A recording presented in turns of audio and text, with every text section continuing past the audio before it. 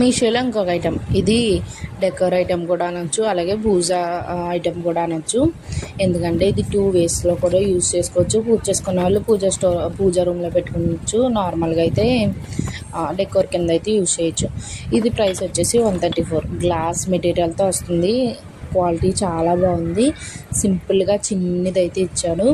మనకి అరిసె ఎంత ఉందో అంత అయితే పడుతుంది. ఇంకా సైడ్స్ మొత్తం డిజైన్ అయితే ఇచ్చాడనమాట. చాలా బాగుంది. ఇంకా తాంబేలు ఇది కూడా సపరేట్ బాక్సెస్లో ప్యాక్ చేశాడు.